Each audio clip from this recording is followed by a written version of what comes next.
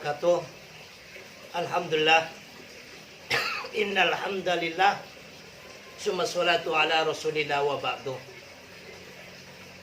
Bapak-bapak, ibu-ibu, saudara-saudari, utamanya kaum muslimin dan muslimat ataupun seluruh rakyat Indonesia yang kami cinta, sayangi dan kami banggakan.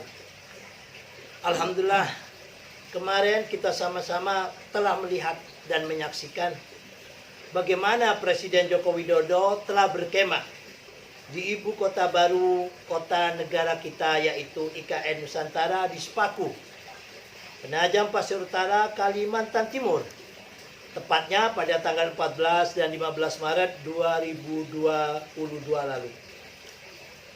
Kemah Jokowi yang diikuti sejumlah menteri dan kepala daerah tersebut merupakan simbol awal daripada pembangunan IKN Nusantara.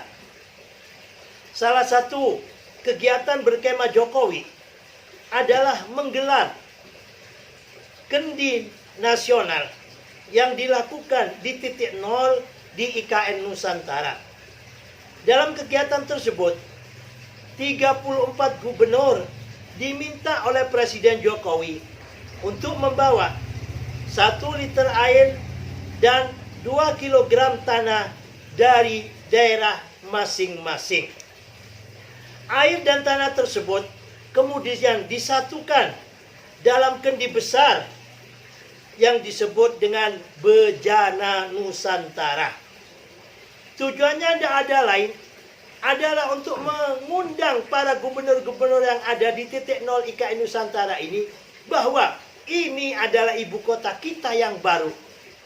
Tanah dan air di seluruh Nusantara dari 34 gubernur ini disatukan untuk simbol daripada persatuan dan kesatuan Indonesia di ibu kota baru ini. Akan tetapi, seperti pepatah mengatakan, Ainu ridho an kulli aibin kalilatun kama anna ainu syuti itu bil masai. Kalau orang berbaik sangka kepada Presiden Jokowi, kepada pemerintahan Indonesia ini, maka segala sesuatu tampak indah dan bagus. Meskipun itu ada sedikit kesalahan, mudah sekali termaafkan. Kama anna ainu syuti, lain lagi apabila orang itu ada kebencian. Apabila orang ada kebencian, ainu syuti itu bil masai. Sebaik apapun yang dilakukan oleh seseorang tersebut, senantiasa dicari celahnya, senantiasa dinyinyirin, senantiasa diperolok-olok. Salah satunya tentang acara ritual kendi nasional ini. Disebutlah sama kelompok sebelah ini, musyriklah, tahayul, khurafat, bid'ah dan lain sebagainya. Nah, maka dari itu, setelah kita berlangsung acara kendi nasional tersebut, muncul pernyataan-pernyataan yang negatif yang menyebut kegiatan tersebut ritual syiriklah, klinik, sesat, halunisasi nenek moyang, mengundang adab, bertentangan dengan akidah Islam dan lain sebagainya. Makanya di sini kami sedikit menyoroti kegiatan kendi nasional dalam perspektif hukum Islam. Hukum suatu tradisi dalam Islam. Ketentuan dalam hukum Islam berlaku tradisi tertentu di masyarakat ada 3. Yang pertama, tidak melarang. Yang kedua, misalnya tradisi bangsa Arab. Sebelum Islam, yaitu adanya perdagangan, adanya penghormatan bulan-bulan yang mereka sucikan atau bulan haram. Beberapa ayat Al-Quran menerima, membolehkan, dan melanjutkan keberadaan tradisi tersebut. Yang kedua, melarang suatu tradisi. Islam menolak berlakunya suatu tradisi yang negatif dan secara nyata diharamkan di dalam Al-Quran. Seperti praktek riba, kebiasaan minum khamar, berjudi, dan perbudakan. Dan yang ketiga, tidak menerima atau menolak seluruhnya. Ya, yang ketiga, tidak menerima tetapi mengubah sebagian tradisi tersebut. Beberapa ayat Al-Quran menerima tradisi Arab, tetapi kemudian memodifikasikannya sedemikian rupa sehingga berubah karakternya. Islam mentransformasikan nilai-nilai ke dalam tradisi tersebut dengan cara menambah beberapa ketentuan. Misalnya soal pakaian dan aurat perempuan, hukum perkawinan, hukum waris, qisas dan diyat. Ya. Di Nusantara dalam perspektif hukum Islam. Dalam Islam, apakah suatu tradisi itu dibolehkan atau dilarang? Bisa digunakan dua pertimbangan. Yang pertama, jika suatu tradisi tersebut ditempatkan dalam kajian bidang muamalah, bukan ibadah mahdhah atau ritual, maka digunakanlah al-aslu fil muamalati al-ibahah. Illa ayatul dalilu ala tahrim. Ya, al-aslu fil muamalati al-ibahah. Hukum asal usul urusan muamalah adalah dibolehkan. Ya, illa angin kecopo ayatul dalil menunjukkan suatu dalil ala tahrim, diharamkan ketentuan tersebut. Sehingga tradisi itu termasuk kategori boleh dilakukan, ya. Adapun jika sesuatu itu bersifat ibadah, maka digunakan kaidah al-asru fil ibadati at-tahrim illa ayatul dalil alal ibahah. Hukum asal dalam urusan ibadah adalah tidak boleh dilakukan kecuali ada dalil yang memperbolehkannya. Atas dasar itu, tradisi apapun yang ada di masyarakat, selagi tidak ada kaitannya dengan persoalan ibadah dan tidak bertentangan dengan prinsip-prinsip syariat, tidak ada nas yang melarangnya, maka hukumnya boleh dilakukan atau ibahah atau yang biasa kita sebut dengan mubah. Terus yang kedua, salah satu prinsip penting lain yang digunakan penetapan hukum Islam adalah kemaslahatan atau kemanfaatan real. Istilah atau masalah mursalah untuk menilai tradisi itu boleh atau tidak. Dan harus dilihat apakah ada nilai kemaslahatan atau kebaikannya dan atau tidak. Apabila tradisi itu ada manfaatnya dan tidak mengakibatkan mudarat atau efek negatif, maka minimal hukumnya boleh atau ibahah atau mubah. Sebagaimana disampaikan Kepala Sekretariat Presiden, yaitu Bapak Heru Budi Hartono, proses penyatuan tanah dan air yang dibawa para gubernur dari daerah masing-masing dalam acara Kendi Nusantara merupakan simbol pemersatu 34 provinsi di Indonesia hingga menjadi satu tanah air. Filosofi kegiatan tersebut mewakili keberagaman dan kearifan, ya, utamanya kearifan lokal serta budaya masing-masing daerah. Mencermati motivasi dan prosesi kegiatan Kendi Nusantara tersebut, maka hal ini dikategorikan kategori muamalah, bukan ibadah, sehingga dalam hukum Islam dibolehkan ataupun mubah, ya. Kemudian dilihat dari aspek kemanfaatannya. Kegiatan tersebut tidak mengakibatkan mudarat atau efek negatif, maka kegiatan ini tidak diharamkan atau ibahah, dan ini tidak termasuk kategori perbuatan musyrik dan juga tidak sesat. Ini semuanya perlu untuk dipahami, utamanya bagi saudara-saudaraku kaum muslimin yang awam. Jangan sampai pemikirannya, ya, tervirusi oleh pemikiran kelompok-kelompok haternya Jokowi atau pembenci Jokowi. Dicari celah yang tidak dengan topeng ataupun bahasa agama bahwa di Nusantara ini sesatlah, tahayul. Kita beragama ini dengan mencintai agama kita dan juga mencintai budaya kita. Bagaimana agama ini jangan ditabrakkan dengan budaya, tapi bisa saling sinergi untuk membangun ukhuwah Islamiyah, ukhuwah Basyariah, dan ukhuwah Watoniyah. Sungguh, kami selaku orang NU sangat bangga kepada Pak D. Jokowi. Teringat sekitar tahun 97, kalau nggak 77 atau 78. Saat Gus dulu masih kelas 4 SD. Di mana melihat kakak setelah lulus SD, Gus masih kelas 4. Diberikan pakaian baru, baju baru, koper baru, tas baru. Nah, Gus ini kan anak bungsu. Melihat yang semacam itu, nangis.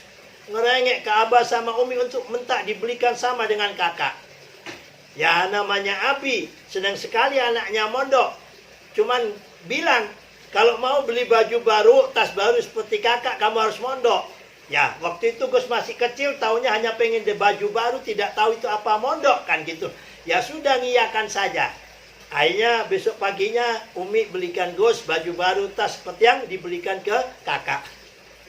Nah, sampai waktu itu, dalam berapa hari, Abah, Umi, Gus sama kakak berangkat ke pondok pesantren modern Gontor di Ponorogo.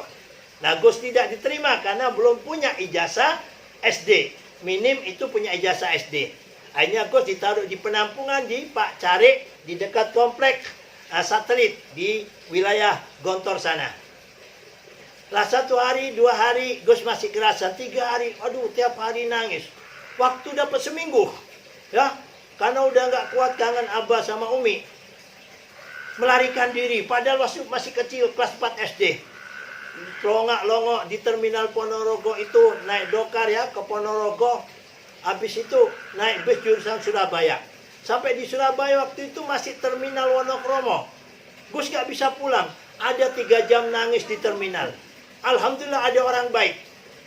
Akhirnya ditanyain Gus, tanya alamatnya, diantarkan sama orang tersebut.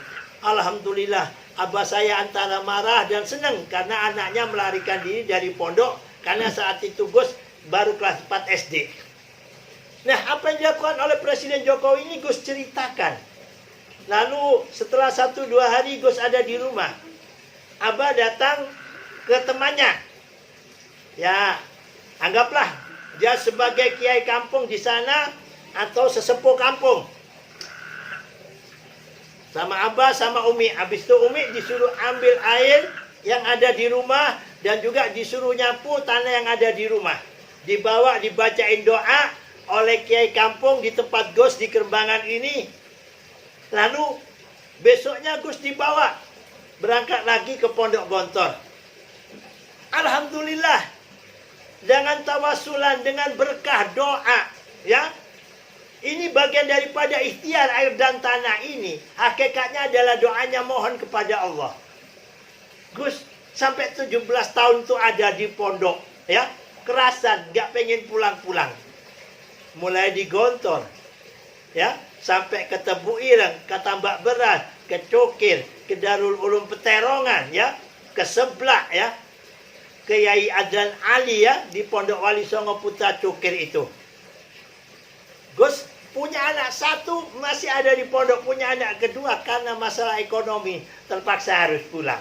17 tahun kurang lebih. Ini luar biasa Pak D. Jokowi, ya. Menggunakan nilai-nilai Islam yang luar biasa ini dengan nilai tradisi yang mana sama sekali tidak ada benturan seperti Gus tadi katakan. Sekali lagi, apabila ada nyinyiran, ungkapan, tulisan seperti di media sosial, apalagi saat ini mereka trendingkan, ya, di Twitter, ya, ritual syirik, ya, jangan dipercaya. Anggap itu bagian daripada orang yang membenci kepada Pak D. Jokowi. Gus ingat pepatah yang mengatakan orang syirik tanda tak mampu. Karena begitu hebat dan luar biasanya Pak Jokowi dengan pucurnya berani memindahkan ibu kota kita yang memang sudah sangat padat ke ibu kota kita baru, menuju Indonesia maju yang baru, menuju 2045 menjadi Indonesia Emas. Demikian dari kami. Kurang lebihnya mohon maaf. Billahi taufiq wal hidayah, wal ridha wal inayah. Assalamualaikum warahmatullahi wabarakatuh. Salam juang relawan Jokowi, merdeka. Di pagi hari ini yang cerah, menandakan hari bersejarah untuk bangsa Indonesia. Dan sudah hadir di lokasi 0 km ibu kota negara Nusantara.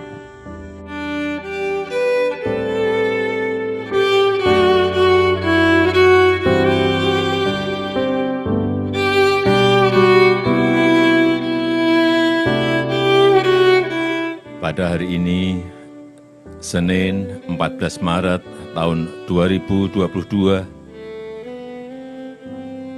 kita hadir bersama-sama di sini dalam rangka sebuah cita-cita besar dan pekerjaan besar yang akan kita segera mulai, yaitu pembangunan Ibu Kota Nusantara.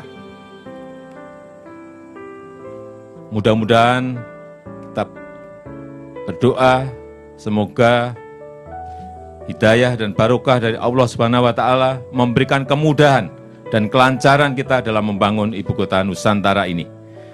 Terima kasih. Saya tutup. Wassalamualaikum warahmatullahi wabarakatuh.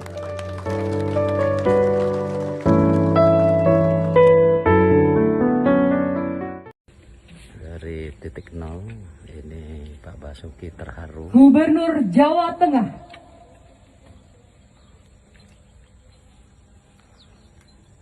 Gubernur Jawa Tengah sedang memberikan tanah dan air kepada Bapak Presiden.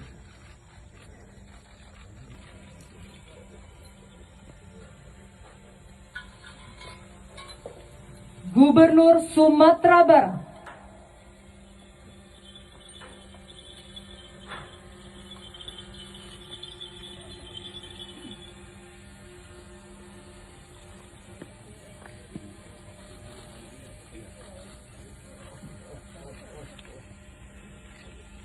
Luar biasa.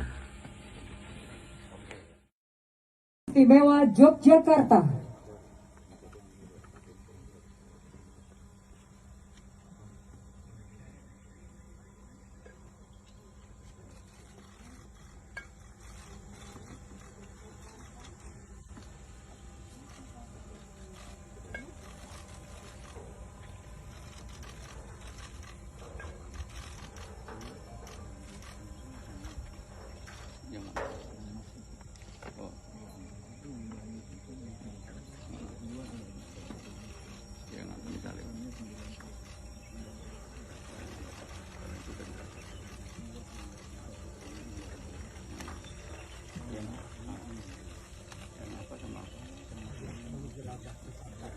Benar main.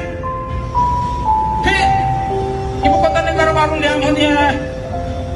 Nama tu bang balenda. Nama saya nak dorong lejeng, nama saya orang ni. Nama bilang.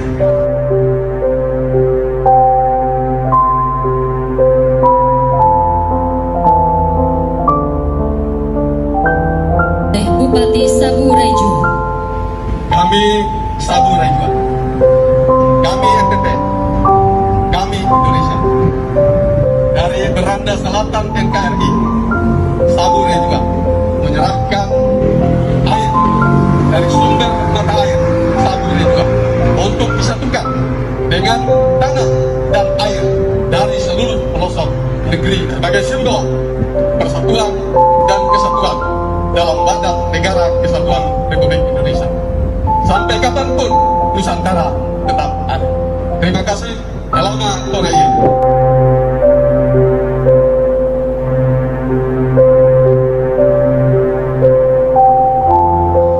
Dengan saya Kapitan Kepala Pulau Bangurata. Kami mewakili Ribu Ratu Lewotana Lembata membawa air. Kami metewai. Wai ini kami ambil dari Ibu Bumi Lewotana Lembata.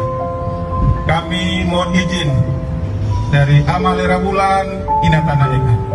Mohon izin dari leluhur Lewetana Lembata. Teti Leur Tobotani sampai Lali Lusi Dua Wutun. Lau Tanjung Tuak Atadei Ile Apin Tawa. Kami mengambil air ini dari sumber Ibu Bumi, Urumiten, Nubantukan Awal. Ibu Bumi yang memberi air ini untuk kesejukan. Lalu tanah dan air yang sisa yang tidak dibawa semuanya ke Kalimantan Timur, Nusantara, Ibu Kota Baru, kita akan siapkan di museum untuk disimpan sebagai wujud bahwa yang saudaranya sedang dikirim ke sana, yang sisanya menunggu di sini untuk menjadi satu kesatuan yang dapat pusaka. Selanjutnya tanah dan air Loba Murata akan disatukan dengan tanah dan air dari seluruh pelosok Nusantara oleh Presiden Republik Indonesia di titik nol Ibu Kota Negara Nusantara.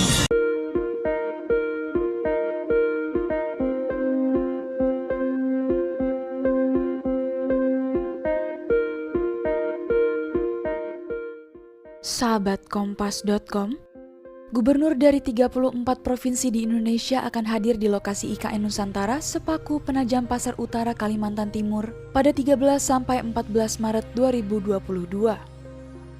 Pertemuan ini bersamaan dengan rencana Presiden Jokowi untuk berkemah di titik nol IKN. Meski demikian, hanya ada 5 gubernur yang akan berkemah dengan Jokowi pekan depan, yakni 5 gubernur se-Kalimantan.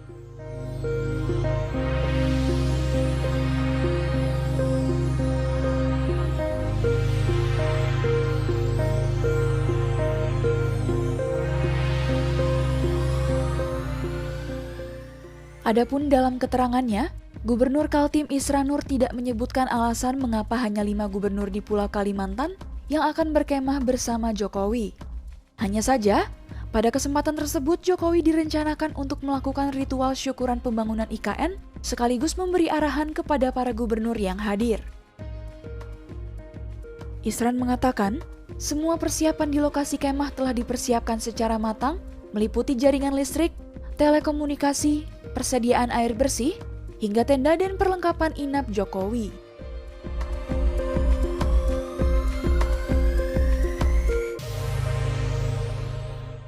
Kepala Biro Administrasi Pimpinan Sekretariat Daerah Provinsi Kaltim HM Syafranuddin menyampaikan, saat berkumpul nantinya seluruh gubernur diminta membawa 1 liter air dan 2 kg tanah dari provinsi masing-masing. Air dan tanah ini akan dimasukkan ke dalam kendi bernama Kendi Nusantara yang terbuat dari tembaga. Adapun khusus untuk Provinsi Kalimantan Timur, air dan tanah akan diambil dari lokasi 2 kesultanan, yaitu Kesultanan Kutai dan Kesultanan Pasar. Selain itu, gubernur se-Indonesia nantinya akan diminta untuk mengenakan pakaian adat dari daerahnya masing-masing.